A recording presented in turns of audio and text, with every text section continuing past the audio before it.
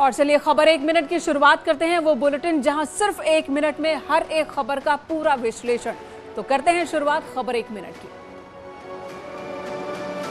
चंदौली में पुलिस पर दबिश के दौरान परिवार के लोगों के साथ मारपीट के आरोप लगे हैं और ये भी गंभीर आरोप पुलिस पर कि यहां पर एक युवती की पुलिस मारपीट की वजह से जान चली गई, जबकि दूसरी लड़की गंभीर रूप से जख्मी है। गांव वालों के मुताबिक पुलिस ने घर वालों के साथ पिटाई की थी। दूसरी लड़की गंभीर बताई जा रही है। लड़की की मौत के बाद गुस्साए गांव वालों ने पुलिस टीम पर हमला कर दिया। कई पुलिसकर्मी भी जख्मी हुए हैं। आक्रोशित भीड़ ने कई गाड़ियों में तोड़फोड़ भी की है। फिलहाल इलाके में माहौल तनावपूर्ण बना हुआ है और भारी पुलिस फोर्स की तैनाती की गई है। घटना सैयद राजा के मनराजुपुर गांव का है। अपनी दबिश देने के लिए गई, इसमें महिला फोर्स भी थी और सब इंस्पेक्टर्स भी थे और उसका वीडियो भी है। और पुलिस उनके घर पे गई, जहाँ पे कन्हैया यादव नहीं मिले। उसके बाद पुलिस आगे चली गई और शाम के लगभग 6 बजे के आसपास ये वीडियो और ये अवगत कराया गया कि महिला की मृत्यु हो गई है। इसमें प्रथम दृष्टया एक जांच मेरे द्वारा उठाई गई है, जिसमें एडिशनल एसपी सदर द्वारा ये जांच की जाएगी और अगर किसी भी पुलिस की लापरवाही आती है तो उन पर उचित कार्रवाई की जाएगी। बीएसपी के पूर्व एमएलसी हाजी इकबाल उर्फ बाला, जिस पर अवैध खनन, जमीन कब्जा करने जैसे कई संगीन मुकदमे दर्ज हैं, अब जल्द ही सलाखों के पीछे होगा। हाजी इकबाल के अवैध साम्राज्य को नेस्तनाबूद करने में प्रशासन जुट चुका है। सहारनपुर में उसकी बेनामी संपत्ति पर पुलिस ने बोर्ड लगाया। उसके नौकर नसीम के नाम पर यहां पर बड़ी संपत्ति थी। खनन माफिया हाजी इकबाल ने अपने करीबी मिर्जापुर के नौकर नसीम को अपने 21 करोड़ की बेनामी संपत्ति का मालिक बना दिया था। पुलिस ने अब उस संपत्ति पर सरकारी बोर्ड लगाया, जिसमें साफ साफ लिखा है कि शातिर खनन माफिया हाजी इकबाल उर्फ बाला गैंग के सक्रिय सदस्य नसीम अहमद ने हाजी इकबाल के साथ मिलकर अपराधों से संपत्ति अर्जित की है, जिसे कुर्क किया गया है। कि नसीम पुत्र अब्दुल गफ्फार, जो इकबाल बाला गैंग का सक्रिय सदस्य था, इसने अपराध करके अवैध रूप से लगभग 300 बीघे संपत्ति अर्जित की हुई थी थाना मिर्ज़ापुर क्षेत्र में। आज दिनांक 1 मई को इसी संपत्ति की विधिक रूप से जब्तीकरण की कार्रवाई धारा 14(1) उत्तर प्रदेश गिरोहबंद एवं समाज विरोधी क्रियाकलाप निवारण अधिनियम के अंतर्गत कार्रवाई हो रही है। उनको पुलिस का खौफ नहीं था और ना ही पड़ोस में रहने वाले लोगों की फिक्र थी। उनको केवल सनक थी हवाई फायरिंग करने की और उसका वीडियो भी बनाया गया, लेकिन इसी वीडियो ने उन्हें सलाखों के पीछे पहुंचा दिया। छत पर बेखौफ और बेरोक टोक फायरिंग का ये वीडियो सबसे बड़ा सबूत है कि इन युवाओं को कानून का खौफ नहीं है। एक बेधड़क फायरिंग कर रहा है तो दूसरा उसको मोबाइल में कैद कर रहा है। युवक के हाथ में एक पिस्टल है तो एक तमंचा नीचे पड़ा हुआ है। वो बारी बारी दोनों से फायर कर रहा है। हनक और दबंगई दिखाने के लिए हवाई फायरिंग का वीडियो तो बना लिया, लेकिन जैसे ही ये वीडियो सोशल मीडिया पर वायरल हुआ तो इन युवकों को इसकी कीमत चुकानी पड़ गई और दोनों को पुलिस ने गिरफ्तार कर लिया, जिनके कब्जे से ये अवैध असले भी बरामद हुए हैं। घटना गाजियाबाद के मोदी नगर की है। सोशल मीडिया पर जो है तमंचे और पिस्टल से फायरिंग का एक वीडियो वायरल हो रहा है, जिसमें सुजीत देहात को थाना मोदी नगर पुलिस द्वारा 2 युवकों निशांत और निखिल को गिरफ्तार किया गया है। उनके पास से एक पिस्टल, एक रिवाल्वर और 2 अवैध तमंचे बरामद किए गए हैं। उधर मथुरा के गोवर्धन कस्बे में भी 2 युवकों ने अवैध असले के साथ अपनी फोटो व्हाट्सएप के स्टेटस पर लगाई। पुलिस ने इस मामले में गब्बर और सोनू नाम के युवकों को गिरफ्तार कर लिया है। और इधर प्रशासन का बुलडोजर लगातार चल रहा है, खासकर माफियाओं के खिलाफ एक्शन जारी है। दिखाते हैं आपको आज किन किन जगहों पर हुई कार्रवाई।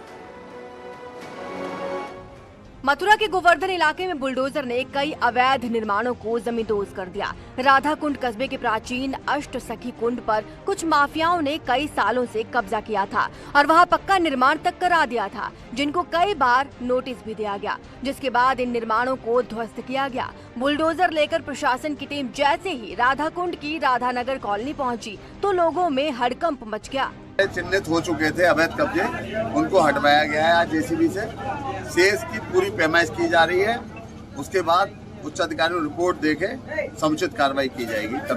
दरअसल खसरा नंबर 41 पर 2 भूमाफियाओं ने कब्जा कर प्लॉटिंग की थी, जिस पर अदालत ने कई मकानों को अवैध माना था और नए निर्माण पर रोक लगा दी थी। इसके बावजूद भूमाफिया नए प्लॉट काटकर मकान का निर्माण करा रहे थे। राजस्व की टीम मौके पर पहुंची और कब्जों को गिरा दिया गया। कब्जा अवैध कब्जा किसी का रहने नहीं दिया जाएगा, उस पर नियमानुसार कार्रवाई की जाएगी। उच्च अधिकारियों को रिपोर्ट भेज के बस अवैध कब्जों पर प्रत्येक अवैध कब्जेदारी के खिलाफ नियमानुसार कार्रवाई अमल में लाई जाएगी। उधर मेरठ में एक युवक की हत्या से सनसनी मच गई। हत्या का आरोप युवती के प्रेमी पर लगा है। आरोप है कि किसी और से अफेयर के शक में युवक ने अपनी प्रेमिका की गला दबाकर हत्या कर दी। आरोपी को लोगों ने मौके से ही पकड़ लिया रंगे हाथ और उसकी खूब पिटाई की। जानकारी मिलने पर टीम पुलिस की भी पहुंची मौके पर। युवक को लोगों के चंगुल से छुड़ाया और फिर अस्पताल लेकर पहुंचाया। आरोपी की हालत गंभीर बताई जा रही है। पुलिस ने बताया कि आरोपी ने युवती की हत्या की बात कबूल कर ली है। पूरी वारदात मेरठ के फलावदा थाना क्षेत्र की है। थाना क्षेत्र फलावदा के ग्राम बातनोर में ओमवीर की पुत्री, जिसकी उम्र लगभग 19 वर्ष है, उसकी हत्या रोहित नामक एक लड़के के द्वारा की गई है। दोनों सजातीय हैं। जो रोहित है वो ओमवीर के जान पहचान का है, 8-9 साल से जान पहचान है। घर पे आना जाना था। अभी प्रथम दृष्टया जो बात निकल के आ रही है वो ये है कि रोहित और जो मृतका है, इनके बीच में आपस में बातचीत थी। वो सुबह सुबह लूट किया करते थे। उनके निशाने पर वो महिलाएं होती थी जो अकेले ही मॉर्निंग वॉक के लिए निकलती थी। तमंचा दिखाकर उन्हें लूटना बड़ा आसान होता था। उनके गले में पड़ी चेन छीनना आसान रहता था। शनिवार की देर रात भी बदमाश लूट की नई वारदात को अंजाम देने की योजना बना रहे थे, लेकिन बदमाशों की सूचना मुखबिर के जरिए पुलिस तक पहुंच चुकी थी, जिसके बाद कोतवाली और कैंट पुलिस ने संयुक्त ऑपरेशन चलाते हुए बदमाशों की घेराबंदी की। इस दौरान अफीम कोठी के पास बदमाशों और पुलिस की मुठभेड़ हुई, जिसमें 2 बदमाश पुलिस की गोली लगने से घायल हो गए। कोतवाली नगर की टीम और थाना कैंट की टीम की अपराधियों के साथ मुठभेड़ हुई। इसमें 2 शातिर अपराधी गोकर्ण निषाद और राजेश निषाद पुलिस की गोली से घायल हुए हैं। पुलिस ने गिरफ्तार बदमाशों का जब आपराधिक इतिहास खंगाला तो लूट की कई वारदातों में उनका नाम सामने आया। इनका आपराधिक इतिहास पता किया गया है तो पूर्व में भी ये लूट इत्यादि की वारदातों में जेल गए हैं। इनको गिरफ्तार करके आगे की विधिक कार्रवाई प्रचलित है। उधर सहारनपुर में भी क्राइम ब्रांच और सदर बाजार पुलिस ने मुठभेड़ के बाद बदमाश कैलाश नेपाली को गिरफ्तार किया है, जो चोरी की कई वारदातों को अंजाम दे चुका है, जिसके पास से चोरी के हजारों रुपए भी बरामद हुए हैं। उत्तराखंड के छात्रों को अब वेद, पुराण, रामायण, गीता और उपनिषद भी पढ़ाया जाएगा। शिक्षा मंत्री धन सिंह रावत ने कहा कि इन विषयों को पाठ्यक्रम में शामिल करने के लिए लोगों से सुझाव मांगे गए हैं और उनकी राय के बाद इसे पाठ्यक्रम में शामिल किया जा सकता है। साथ ही राज्य आंदोलन के इतिहास को भी सिलेबस का हिस्सा बनाया जा सकता है, ताकि छात्रों को राज्य के वीरों और शहीदों के बारे में जानकारी मिल सके। तो हम भी अपने राज्य में अपना उत्तराखंड का इतिहास से लेके हमारी जो वीर यहाँ पे वीरों का इतिहास है उसको लेके ये सारी चीज़ों का समायोजन करने का प्रयास कर रहे हैं। और वेद हो गया, उपनिषद हो गए, रामायण हो गए, हमारे छात्रों को इसका ज्ञान भी हो। इसके लिए हम एक बार पब्लिक वोमेन से कुछ डोमेन से जो है लोगों से पूछ रहे हैं कि हम इसको कैसे समायोजित कर सकते हैं, और निश्चित रूप से अपने छात्रों को इसका ज्ञान भी जरूर होना चाहिए। उधर आजमगढ़ में पुलिस और बदमाशों के बीच मुठभेड़ हो गई, जिसमें एक तड़ीपार बदमाश पुलिस की गोली लगने से घायल हुआ, जबकि उसके 2 साथियों को भी पुलिस ने गिरफ्तार कर लिया।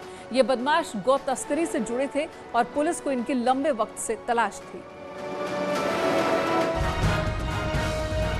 फूलपुर पुलिस ने मुखबिर की सूचना पर गो तस्करों को पकड़ने के लिए अहीरीपुर गांव के पास घेराबंदी की थी।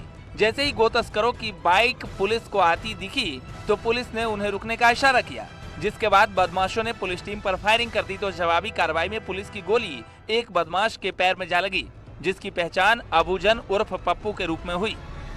गोकशी की सूचना पर घेराबंदी कर 3 अभियुक्तों को गिरफ्तार किया गया है। इस कार्रवाई के दौरान बदमाशों द्वारा पुलिस पार्टी पर फायर किया गया। पर्याप्त चेतावनी के बाद पुलिस बल द्वारा कंट्रोल्ड फायरिंग आत्मरक्षार्थ की गई, जिसमें एक बदमाश अबूजर उर्फ पप्पू को बाएं पैर में गोली लगी है। वहीं पुलिस ने पप्पू के 2 साथी बदमाशों को भी गिरफ्तार कर लिया, जिनके कब्जे से तमंचे और प्रतिबंधित मांस बरामद हुए। इसके 2 अन्य साथी नूर आलम व जोरार अहमद को भी पुलिस द्वारा मौके से गिरफ्तार किया गया है। इनके पास से भारी मात्रा में प्रतिबंधित मांस, 2 अवैध तमंचे 315 बोर के और परिवहन के लिए इस्तेमाल की जाने वाली 2 मोटरसाइकिलों को बरामद किया गया है। अगर आप रश ड्राइविंग को लेकर दूसरों से विवाद करते हैं तो ये विवाद आपको हॉस्पिटल भी पहुंचा सकता है और आपकी जिंदगी पर खतरा भी बन सकता है। नोएडा में रोड रेस का ऐसा ही एक मामला सामने आया, जहां रोड रेज को लेकर दिल दहला देने वाली घटना सामने आई है। सेक्टर 29 के महामाया फ्लाईओवर की घटना है, जहां तेज रफ्तार कार से दूसरी कार पर स्क्रैच लगने के बाद दोनों कार सवारों के बीच कहासुनी हो गई। झगड़ा इतना बढ़ गया कि ड्राइवर ने कार से युवक को उड़ा दिया, जिसका वीडियो सामने आया है, जिसे एक दूसरे कार सवार ने अपने मोबाइल में कैद कर लिया।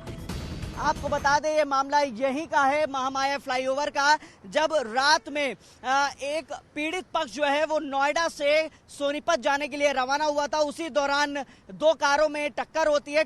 इस हादसे में युवक को गंभीर चोटें आई हैं, जिसे आईसीयू में एडमिट कराया गया है। बताया जा रहा है कि शुक्रवार की ये घटना है। पुलिस ने आरोपी कार सवार 4 युवकों को गिरफ्तार कर लिया है। दोनों पक्षों में पहले लड़ाई हुई और उसके बाद एक पक्ष में जो ड्राइवर गाड़ी चला रहा था, उसका नाम है नीतीश अवाना ने काफी तेज रफ्तार में गाड़ी चलाकर दिवाकर मोटवानी को काफी इंजर कर दिया। जी 4 लोगों को हमने गिरफ्तार कर लिया है और इसमें गाड़ी भी बरामद हो चुकी है। अलीगढ़ में एक बेकाबू ट्रक का कहर देखने को मिला, जिसने 2 किलोमीटर के दायरे में 3 जगह टक्कर मारी, 12 लोगों को रौंद डाला। 3 लोगों की मौके पर ही मौत हो गई, जबकि कई की जिंदगी इस वक्त खतरे में है। घटना सिविल लाइन्स इलाके के फिरदौर नगर की है, जहां बेकाबू ट्रक ने एक के बाद एक कई लोगों को रौंदता चला गया। ट्रक मुरादाबाद की ओर से आ रहा था। ट्रक ने सबसे पहले कारसी इलाके में एक बाइक सवार को टक्कर मार दी, जिसके बाद ड्राइवर ने ट्रक को दौड़ा लिया। जैसे ही ट्रक पटवारी नगर पहुंचा तो वहां भी कई लोगों को कुचलता हुआ आगे बढ़ गया। स्थानीय लोगों ने ट्रक का पीछा किया और बोरेला बाईपास पर ड्राइवर को पकड़ लिया। इस हादसे में 3 लोगों की मौत हो गई, जबकि 10 से 12 लोग घायल हो गए। वहीं हादसे की सूचना मिलते ही पुलिस भी मौके पर पहुंची और घायलों को हॉस्पिटल पहुँचाया गया। साथ ही ट्रक चालक को हिरासत में ले लिया। ट्रक चालक नशे की हालत में बताया जा रहा है।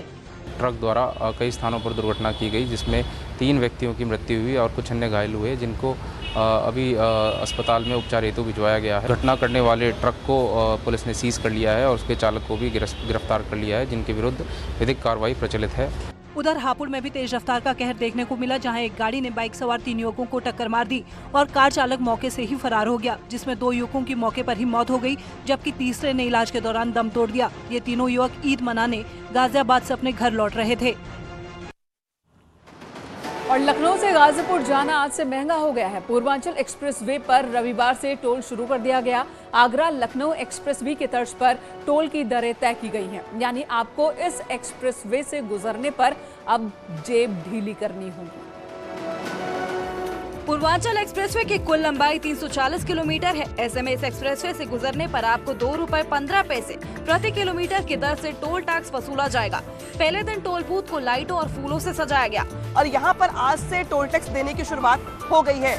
और देखिए किस तरीके से, चूंकि पहला दिन है लिहाजा पूरे टोल बूथ को सजाया गया है, डेकोरेट किया गया है, प्रॉपर पूजा पाठ किया गया है यहाँ पर। इसके बाद प्रसाद वितरण के साथ ही यहाँ पर अब टोल की दरों को वसूलने का प्रयास शुरू हो गया है। यूपीडा के चेयरमैन अवनीश अवस्थी चांदसराय पर बनाए गए टोल बूथ पहुँचे, जहाँ उन्होंने लखनऊ से गाजीपुर एक्सप्रेसवे का निरीक्षण किया। पूर्वांचल एक्सप्रेसवे की वजह से इससे जुड़े हुए जितने जनपद हैं, बाराबंकी, अयोध्या, अमेठी, सुल्तानपुर, आजमगढ़, मऊ, गाजीपुर और फिर बिहार तक के ट्रैफिक को इससे लाभ मिलेगा। इस एक्सप्रेसवे में 22 फ्लाईओवर, 7 रेलवे ओवरब्रिज, 7 बड़े पुल, 114 छोटे पुल बनाए गए हैं। 11,216 करोड़ की लागत से इस एक्सप्रेसवे का निर्माण किया गया है।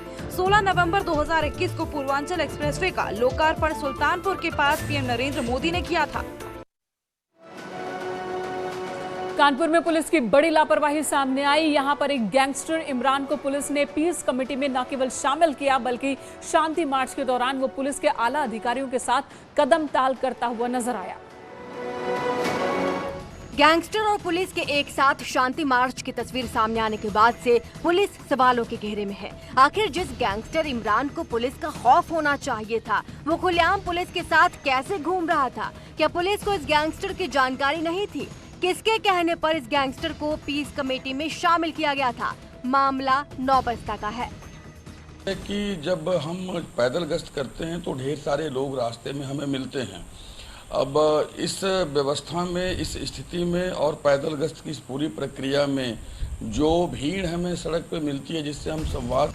दरअसल गैंगस्टर इमरान पर नौबस्ता और महाराजपुर में कई मुकदमे दर्ज हैं। उसके खिलाफ हिस्ट्री शीट भी खोली गई है, जिस पर तेल चोरी का मुकदमा भी दर्ज है। न्यूज 18 पर खबर चलने के बाद गैंगस्टर को पीस कमेटी से हटा दिया गया है। भविष्य में इस तरह के रिकरेंस न हो और पैदल गश्त भी प्रभावी ढंग से हो, जनता के बीच में पुलिस जाए भी और जनता से बेहतर संवाद भी कायम करे और उसमें ऐसे तत्वों को फिल्टर भी कर पाए। लखीमपुर खीरी में स्वास्थ्य विभाग की बड़ी लापरवाही सामने आई। यहां पर कोविड वैक्सीन लगवाने पहुंचे एक युवक को एंटी रेबीज का टीका लगा दिया और जब युवक के परिजन शिकायत लेकर हॉस्पिटल पहुंचे तो परिजनों के साथ मारपीट करने लगे। सामूहिक स्वास्थ्य केंद्र में मौजूद स्टाफ ने अपनी गलती मानने की जगह उल्टा बदसलूकी करनी शुरू कर दी, जिसका वीडियो पीड़ित परिजनों ने बना लिया। मामला फूल बेहड़ का है। दरअसल शिवम जायसवाल नाम का युवक कोविड की दूसरी डोज लगाने CHC गया था, लेकिन वहां मौजूद कर्मचारी ने उसे एंटी रेबीज का इंजेक्शन लगा दिया। मेरा छोटा भाई फूलगढ़ CHC केंद्र पर कोविड का टीका लगवाने गया था, लेकिन वहां उन लोगों ने जो है इसको एंटी रेबीज कुत्ते का टीका लगा दिया है। जब मैंने उनसे पूछा, बात करी, तो बड़ी अभद्रता से उन्होंने मुझसे बात की। ये गलत है क्या? वही वीडियो वायरल होने के बाद स्वास्थ्य महकमे के जिम्मेदार अधिकारी हरकत में आए और CMO ने मामले की जांच के आदेश दिए हैं। फूलबेहड़ CHC की बात पता चली है। इसके लिए संबंधित ACMO को जांच सौंप दी गई है और वो 2 दिनों में इसकी जांच करके पूरा मसला क्या है, कैसे हुआ, कौन। खबर 1 मिनट में यहाँ रुकेंगे, एक ब्रेक के लिए तुरंत लौटेंगे। आप बने रहे हमारे साथ।